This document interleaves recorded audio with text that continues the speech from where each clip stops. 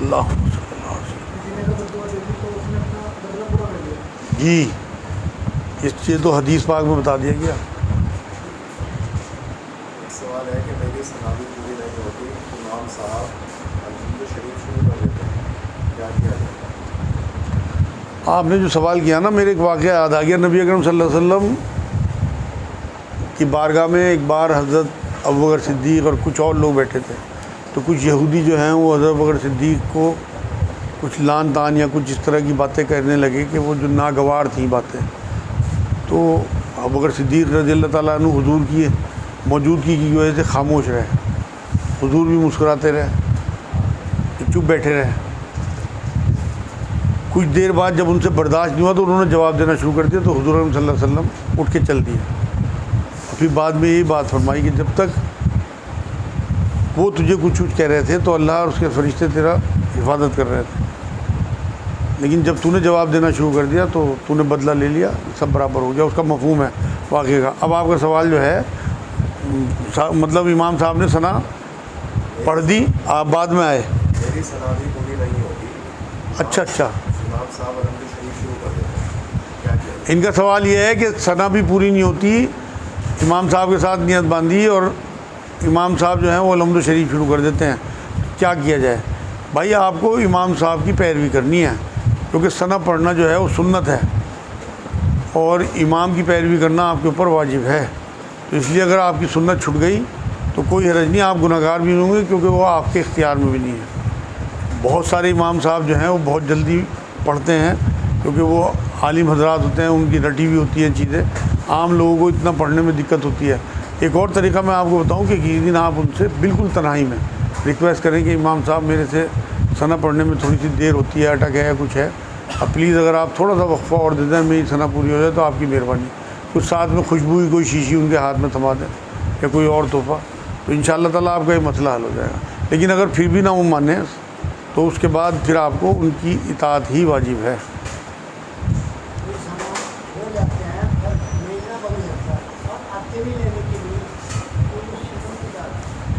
इनका सवाल यह है, अगर कोई सामान छोड़ जाए और फिर महीने भर लेने ना आए तो उसका क्या शक्ल है? आप उनके सवाब की नीयत से उसे सदका कर दें कि अल्लाह उसे सवाब दे इसका, और अगर कभी उसके बाद वो सदका करने के बाद भी वो आ जाए तो फिर वो सामान आप उसे ख़रीद के दें और वो सदका आपके खाते में लिख दिया जाएगा इंशाअल्लाह।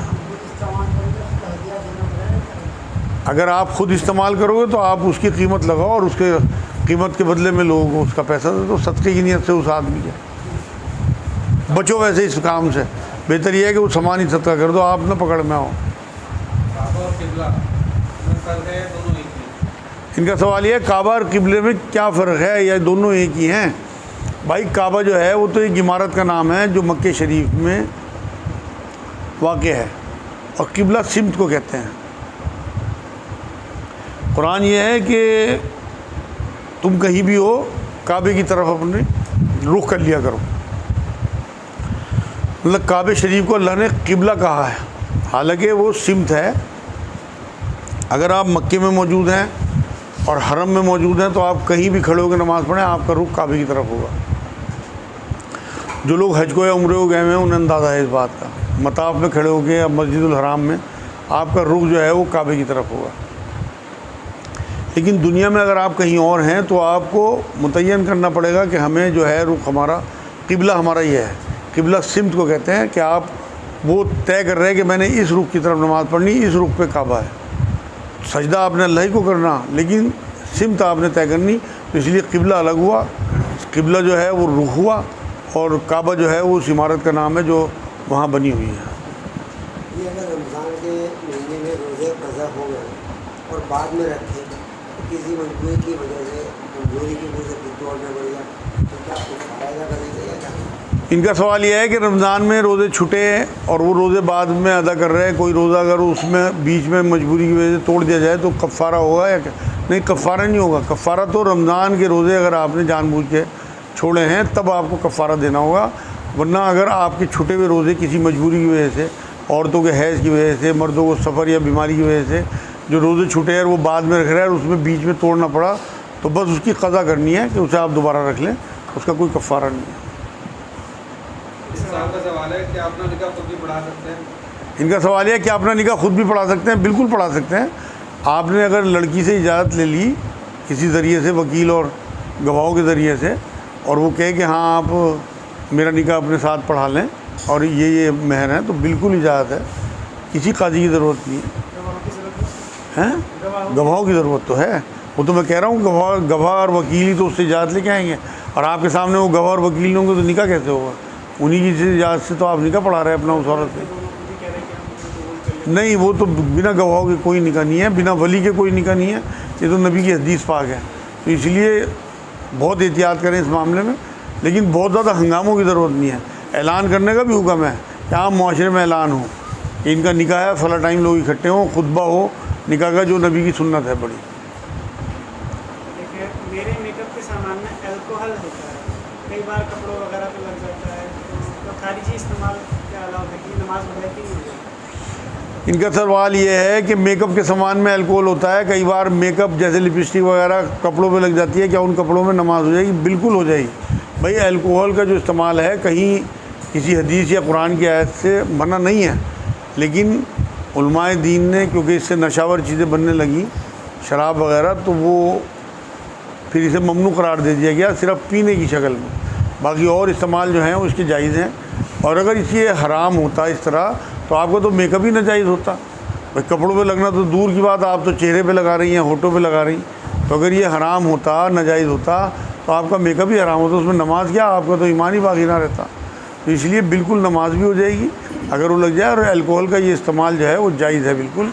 सिर्फ शराब की शक्ल में पीना जो है वो नाजायज़ है। जैसे अंगूर से शराब बनती है, अंगूर को नाजायज़ थोड़ी है, अंगूर से बनी हुई शराब नाजायज़ है। तो आप जहन खोलें, पढ़े लिखे लोगों की तरह चीज़ों को सोचें, अपने आप अपनी तरफ से कुछ नहीं बनाना।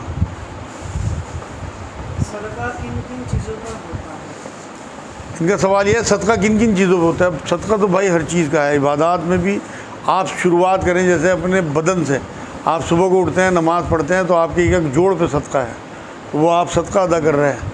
आप तमाम आपके जोड़ जो हैं, आपके आज़ा जो हैं, वो अल्लाह की राह में उस टाइम इस्तेमाल होते हैं। जो जो चीज़ें अल्लाह ने आपके ऊपर फ़र्ज़ की, उन सब पे आप सदका अदा करते हो। जैसे ईमान है, उसका सदका यह है कि आप लोगों को अपना ईमान बताएं, लोगों में अम्र बिल मारूफ नहीं अनिल मुनकर का फ़रीज़ा अंजाम दें, तो वो आपका सदका होगा अपने ईमान का। उसके बाद नमाज है, तो नफली नमाज़ें जितनी भी अल्लाह ने साथ में जोड़ दी, सुन्नत या नफिल, वो सब सदका है फ़र्ज़ नमाज़ों का। ऐसी रोज़ों के साथ अल्लाह ने नफली रोज़े जोड़े।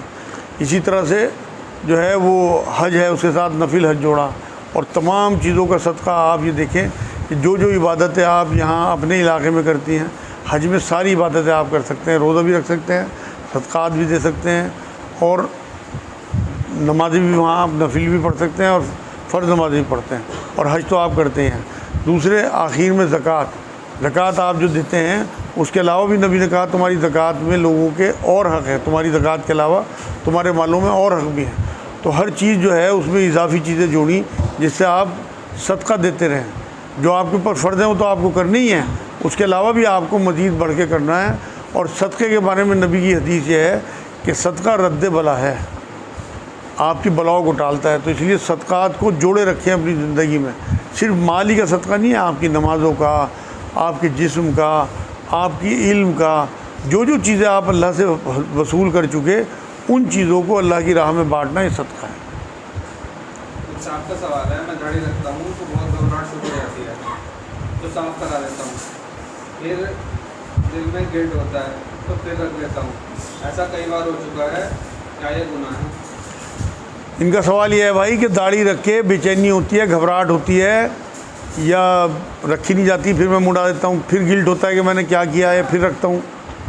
तो ये कई बार कर चुके, तो क्या ये गुनाह है? बिल्कुल भाई, अगर आपने नबी अकरम सल्लल्लाहु अलैहि वसल्लम की सुन्नत रखी और उसे आप बार बार मुंडवा रहे, तो एक तो मजाक उड़ाने वाली बात है।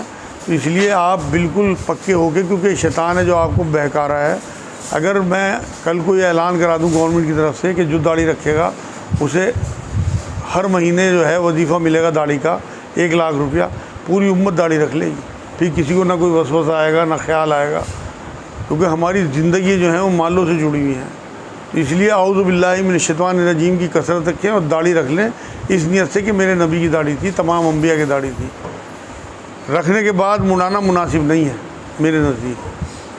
ये जो दाढ़ी रखते हैं, टोपी ओढ़ते हैं, उसका तब एहतराम नहीं करते। जैसे ये माशरे में ऐसा बहुत ज़्यादा लोग भीख मांग रहे हैं, रिक्शा में बच्चे बैठा दिया, दाढ़ी में टोपी और बड़ी चीज़ें भीख मांग रहे हैं, कोई मना करता है तो दूसरे लोग का छोड़ो भाई छोड़ो, उन्हें रोकते भी नहीं कि भाई नहीं क्या माशरे में बुरा खिला रहे हैं, क्या हो रहा है। इनका सवाल यह है कि लोग दाढ़ी टोपी रख के उसका मिसयूज़ करते हैं। उसका क्या है भाई, ये तो मुनाफ़क़त है कि नबी अकरम सल्लल्लाहु अलैहि वसल्लम का चेहरा बना के और आप काम जो है वो फ़िरौन वाले या अबू जहल वाले करेंगे तो आप क्या हशर जो है वो फ़िरौन और अबू जहल के साथ ही होगा, नबी के साथ नहीं होगा। ये तो गारंटी है बिल्कुल, चेहरे मोहरों से कुछ नहीं होता। तो ये लोग मिसयूज़ कर रहे हैं दाढ़ी का, टोपी का, और जो लोग मना नहीं कर रहे हैं वो भी पकड़े जाएंगे। देखो बनी इसराइल का एक वाक़या बहुत मशहूर है हफ्ते के दिन का।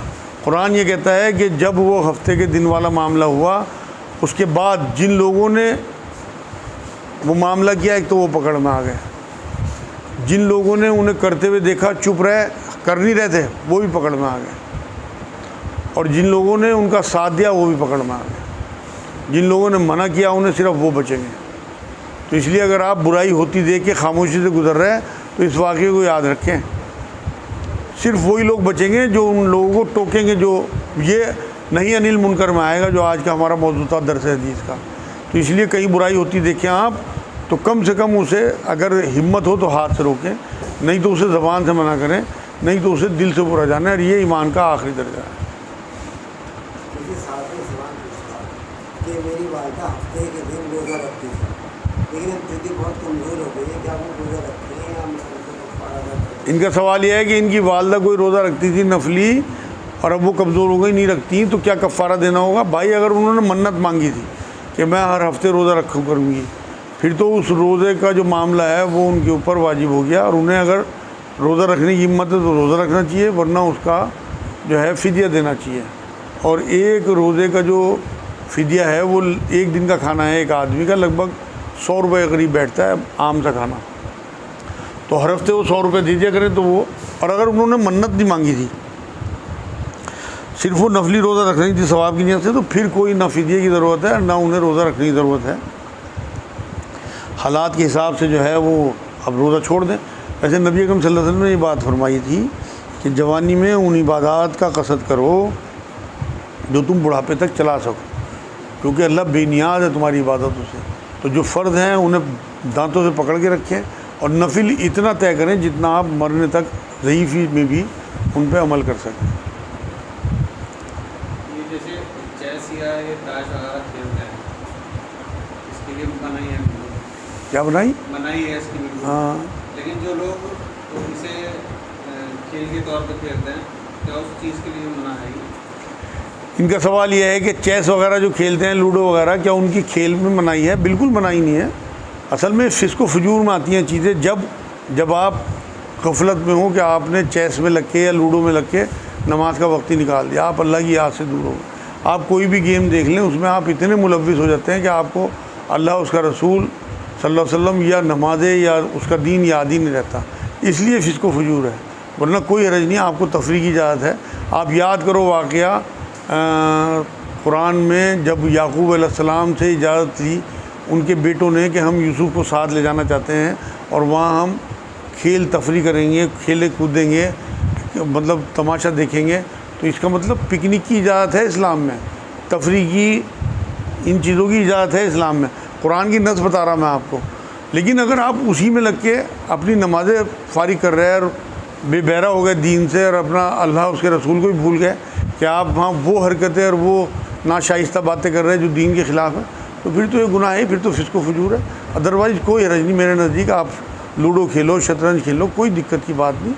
थोड़ी देर के लिए खेला अपना दिमाग फ्रेश करने के लिए, और उसके बाद अपना दीन में लग गया अपने, कोई हरज नहीं। इमाम साहब तिलावत शुरू कर दे, हम बाद में आए तो सना पढ़ेंगे ना? इनका सवाल ये, इमाम साहब तिलावत कर दें हम बाद में आए तो सना पढ़ें या ना पढ़ें? नहीं भाई, बिल्कुल नहीं पढ़नी। आपको तो इमाम साहब की जो है वो इत्तबा करनी है। सना आपकी निकल गई तो आपसे साकित हो गई, क्योंकि सना वैसे भी सुन्नत है, वाजिब नहीं है आपके ऊपर। एक सवाल यह है कि नमाज में बीच में आए और एक सजदा इमाम साहब कर चुके हैं, दूसरा कर, तो दूसरे में शामिल हो जाए कि खड़े होने का वेट करें? इनका सवाल यह है कि एक सजदा कर चुके, दूसरे सजदे में गए हुए हैं और हम पहुँचे तो हम वो सजदा करें या खड़े रहें, इंतज़ार करें?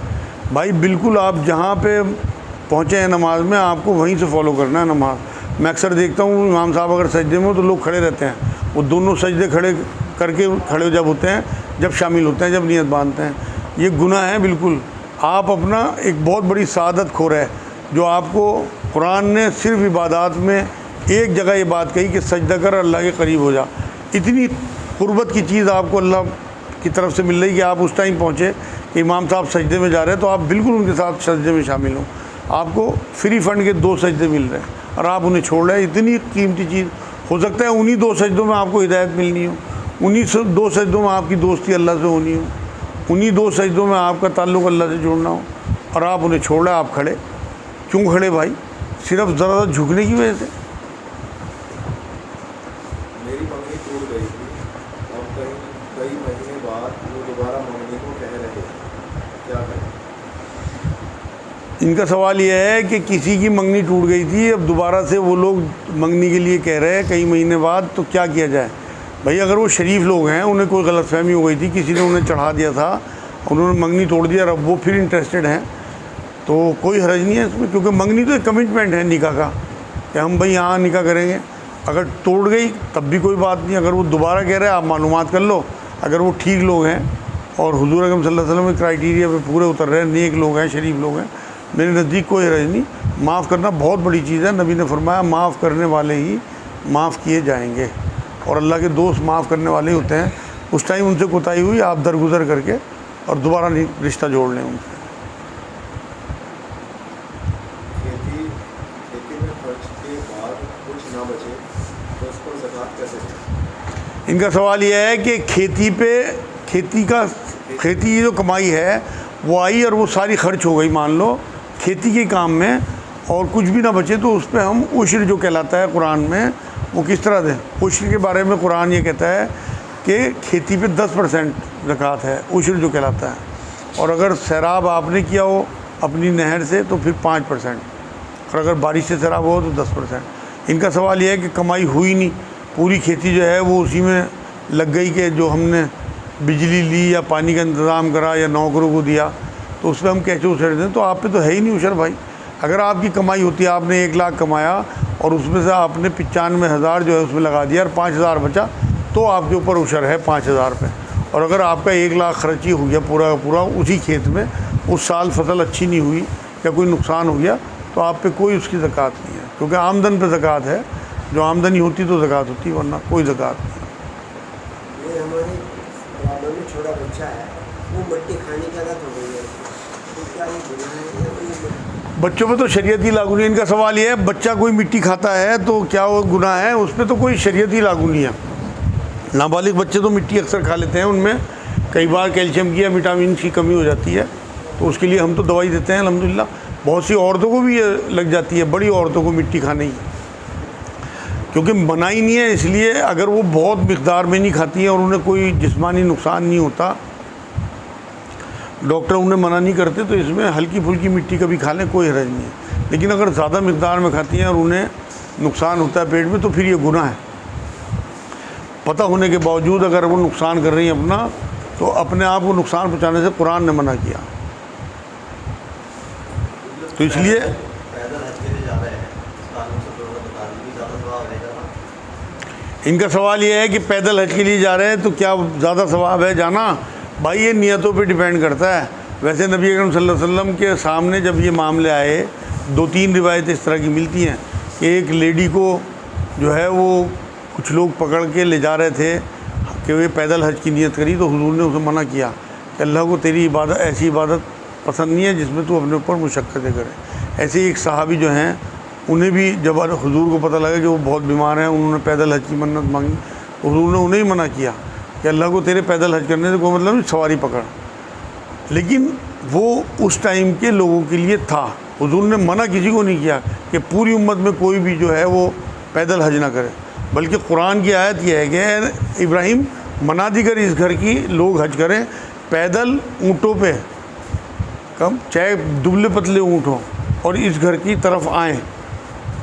कुरान की नस मिल रही। तो अगर किसी ने नियत करी पैदल हज करूँगा और उसकी नियत अल्लाह है, कुरान में अल्लाह ने ये भी कहा सूरह बकरा की एक आयत में कि हज और उम्रा सिर्फ अल्लाह के लिए हो, मतलब इखलास वाली नियत हो। अब वो प्रोपेगेंडा हो गया, वो मीडिया पे छा गया, वो अलग बात है। उसने नहीं चाहा था, उसके बाद भी हो गया, तो उसकी कोई पकड़ नहीं। लेकिन अगर उन्हें सिर्फ मीडिया के लिए और सिर्फ अपने आप को लाइमलाइट में आने के लिए हज कर रहा पैदल, तो वो पकड़ में आ जाए, उसका कोई हज कबूल नहीं। लेकिन अगर उसकी नीयत दुरुस्त है और वो अपने अल्लाह के लिए हज करने जा रहा है, पैदल जा रहा, अपनी जवानी का सदका एक हिसाब से दे रहा हो, पैदल हज कर रहा, तो मेरे नज़दीक जितने लोग क्रिटिसाइज़ कर रहे हैं वो पकड़े जाएंगे। और अगर उसकी नीयत इखलास नहीं है नियत में, तो फिर वो पकड़ा जाएगा।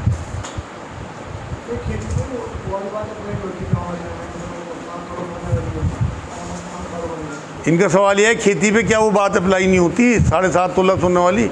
नहीं भाई, खेती पे तो अल्लाह रब्बुल इज़्ज़त ने उश्र का हुक्म दिया। लेकिन एक और चीज़ अप्लाई होती है कि अगर फसल 3 बार हो रही साल में, बहुत सारी फसलें ऐसी हैं कि बार बार आप घास इस तरह की हैं, चराई इस तरह की हैं कि वो बार बार पैदा होती रहती हैं, 3-4 महीने में दोबारा बोते हैं लोग, दोबारा आ जाती है। तो वो 3 बार भी अगर पैदा होगी, तीनों बार उशर देना है। इसमें इस तरह से है। लेकिन अगर आपकी 10,000 की भी कमाई है तो उस पर भी आपको उशर देना है। ये क्या मदरसे में ज़कात दे सकते हैं? अगर देनी है तो उसका क्या तरीका है? इनका सवाल यह है क्या मदरसे में ज़कात दे सकते हैं? बिल्कुल दे सकते हैं भाई। वहाँ मुस्तहिक बच्चे जो पढ़ते हैं, तरीक़ा यह है जो मैं आपको बता रहा कि आप उनके वजीफ़े बांधें। मदरसे वालों को ये चाहिए कि वो बच्चों के खाने का, रहने का एक रकम तय करें, एक फ़ीस, और वो फ़ीस उनके माँ बाप से लें। और अगर उनके माँ बाप हैसियत वाले नहीं हैं तो आप उन्हें ज़कात दें या उन मदरसे के ज़िम्मेदारों को ज़कात दें। मैं तो अपना तरीका बता रहा कि मैंने अल्हम्दुलिल्लाह इस तरह के बच्चे जो हैं पूरे साल ख़रीद लेता हूँ और फिर उनके जो है वो मनी आर्डर भेजता रहता हूँ या किसी भी ज़रिए से उनको वो पैसे पहुँचाता हूँ। मैं कभी डायरेक्ट मदरसे को किसी को ज़कात नहीं देता, क्योंकि अगर ज़कात आपकी मुस्तहिक तक नहीं पहुँच रही तो ना आपकी ज़कात अदा हो रही, ना उसे लग रही। तो आपकी ज़िम्मेदारी है आप देख के ज़कात दें। तो इसलिए अगर आप मदरसे के बच्चों के वजीफ़े बांधेंगे, वहाँ का कोई ऐसा मुखलिस उस्ताद हो जो आपको सही बात बताए कि हाँ भाई ये मुस्तहिक हैं, और आप उनके वजीफ़े बांधेंगे तो इंशाअल्लाह आपकी ज़कात अदा होगी। तरीक़ा ये होना चाहिए जो मैं आपको बता रहा। ये नहीं कि आपने 10,000 की रसीद, फ़ला मौलवी साहब आए जानने वाले आपके, फ़ला मुफ्ती साहब आए 15,000 की, फ़ला लाइन में लग गए लोग रमज़ान में, ले भाई 50,000 तू ले भाई 10,000 तू ले। मैं तो इसके बिल्कुल ख़िलाफ़ हूँ। तरीक़ा ये हो, ये अच्छा किया आपने पूछ लिया, तरीक़ा ये होना चाहिए जो मैंने आपको बताया। ये क्या था पिछले टाइम बाहर में था इस साल में, तो मजबूरी का नाम तालीम। कि जब स्कूलों में बच्चे पढ़ते हैं तो वहाँ तो हर माँ बाप अपने किसी भी तरह से उसकी फीस अदा करते हैं, लेकिन मदरसों में ही ऐसा क्यों होता है कि भाई वहीं वो सीधे लड़ा चंदा मांगते पीने के लिए, और बच्चे वहाँ खाना पीना सब उनके दिन में जाना, वहाँ करते हैं। इनका सवाल समझिए भाई, असल में इसे पैसों से जोड़ दिया गया ना मदरसों को। जो पहले नियत थी, मदरसे क्यों बनते थे? सबसे पहला मदरसा तो असहाबे सुफ़ा का था। देखो ये चबूतरा कहलाता है। मदीने में नबी अकरम सल्लल्लाहु अलैहि वसल्लम के जो असहाब थे वो हुजूर से तालीम लेने आते थे, तो सबसे पहले मदरसा, सबसे बड़ी यूनिवर्सिटी तो वो है। तो मदरसे की बुनियाद जो है वो तालीम। कुरान ये कहता है कि तुम में से चंद लोग निकलें और वो दीन की तालीम सीख के आएँ और फिर लोगों में वो तालीम सिखाएँ। अब यहाँ मकसद तालीम रहा ही नहीं सबका। कुछ लोग जो हैं वो भी हैं मुखलिस, अभी ख़राब नहीं हुए सारे, लेकिन ज़्यादातर का हाल ये है कि वो रोटी कपड़ा और मकान के लिए मदरसों में दाखिल करते हैं अपने बच्चों को। लेकिन चलो इसी बहाने सही, वो मुस्तहिक लोग हैं, उनके पास पैसे नहीं हैं, वो अपने बच्चों को बड़ी तालीम इस स्कूलों की नहीं दिलवा सकते, तो कम से कम शरीयत की तालीम तो उन्हें मिल जाए। तो इसलिए आप बिल्कुल किसी को क्रिटिसाइज़ ना करें, अपनी ज़कात उन बच्चों को दें जो मुस्तहिक हैं, उनके माँ बाप को दें।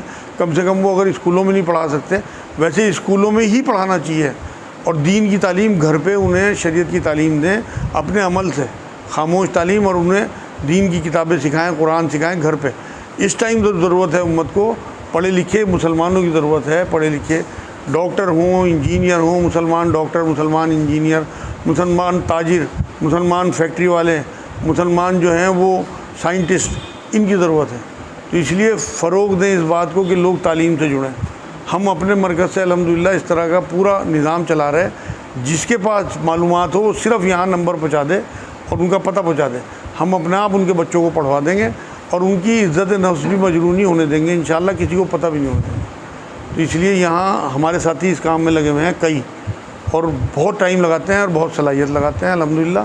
तो इसलिए आप लोग दुआ भी करें कि अल्लाह पाक हमें हिम्मत भी दे और हमारे अंदर मतलब जज्बा भी बाकी रहे कि हम लोगों को तालीम से जोड़ सकें। और दीनी तालीम तो अल्हम्दुलिल्लाह इस मरकज़ से सिलसिला है, और भी बहुत सारे सिलसिले हैं अल्हम्दुलिल्लाह। तो इसलिए ये आप लोगों का एक साथ देने वाली बात है कि अगर आप इस तरह के अपने माशरे, अपने मोहल्ले के बच्चों को देखें जो पढ़ने नहीं जा रहे, कोरोना के बाद ज़्यादा ये क्राइसिस आए हैं, तो उन लोगों को अगर आप तालीम से जोड़ना चाहें तो वो आप हमें उनके पते दे दें। आपको कुछ नहीं करना, सिर्फ़ आपका काम उनके फ़ोन नंबर और पते देना है। बाकी हम अपना आप मालूमात करेंगे, अपना आप उनकी मदद करेंगे, अपना आप उनके एडमिशन कराएंगे, अपना आप उनकी फ़ीसें, उनके स्कूल बस्ते, उनकी यूनिफॉर्म सब हमारी जिम्मेदारी है। किसी शख्स ने किसी शख्स के पैसे मार लिए, तस्लीम भी कहता है कि हाँ मार लिए मैंने, और ये कहता है कि यहाँ नहीं दूँगा, ऊपर जाके ले लिया। तो ये जो दूसरा शख्स है क्या वो उसे माफ़ कर दे या इसका? इनका सवाल ये है, कोई शख्स पैसे मार चुका और कहता है ऊपर दूंगा, तो वो उसे माफ़ कर दे या ऊपर जाके लेने की वो करें? भाई माफ़ कर दे मेरे नज़दीक तो ज़्यादा अच्छा है। उसकी वजह यह है कि ऊपर उसकी बहुत ज़बरदस्त पकड़ होने वाली है, और नबी अकरम सल्लल्लाहु अलैहि वसल्लम ने फरमाया जो माफ़ करेंगे वही माफ़ किए जाएंगे। तो आपको वहाँ जो माफ़ी चाहिए ना, वहाँ करेंसी काम नहीं आएगी। अगर आपने उससे थोड़ा बहुत बदला ले भी लिया वहाँ पे अपने पैसों के बदले में, तो अभी बहुत सारा बोझ आपके ऊपर होगा, वो किस तरह माफ़ कराओगे? अगर आपने उसे यहाँ एक झटके में माफ़ कर दिया तो हो सकता है अल्लाह एक झटके में आपके तमाम वहाँ पे गुनाह माफ़ कर दे, कि इसने दुनिया में माफ़ किया जब इसे इख्तियार था, ये चाहता तो बदला यहाँ के लिए छोड़ सकता था। तो मेरे नज़दीक आपको माफ़ करना चाहिए। वो पकड़ा जाएगा। आप चक्कर काटो, उसे लेने की कोशिश करो, लेकिन अगर वो नहीं देता तो वो पकड़ा जाएगा। कुरान में अल्लाह ने यही बात कही कि इनमें अहले किताब में बहुत सारे ऐसे लोग हैं कि जिनके पास तो अगर लाखों रुपए भी रखवा दे, मतलब माल ख़जाना भी रखवा दे, तो वो मना ना करें वापस करने में, अमानत तेरी। और बहुत से ऐसे हैं जिनके ऊपर तेरा थोड़ा सा भी कुछ हो तो वो तुझे चक्कर कटाते रहेंगे और तुझे उनके ऊपर खड़े रहना पड़ेगा मुसल्लत जब वो देंगे। तो कुरान ने इजाज़त दी आपको चक्कर काटने की भी, मुसल्लत रहने की भी। मैं तो कुरान की नस से आपको जवाब दे रहा है। तो इसलिए आपका अपना माल है, अपने माल को लेना जो है वो आपके ऊपर फ़र्ज़ है, और अगर वो नहीं देता तो बस फिर उसकी पकड़ होगी। आप माफ़ कर देंगे तो आपकी बचत होगी इंशाअल्लाह। टाइम देख लो जी क्या हो गया आज, बस आज काफ़ी हो गया अल्हम्दुलिल्लाह। बाकी अगले हफ्ते नमाज 9 बजे होगी। आज आखिरी जुमा है तो सब लोग खाना साथ खाएंगे इंशाअल्लाह। वमा अलैना इल्लल बलाग। अस्सलामु अलैकुम रहमतुल्लाह।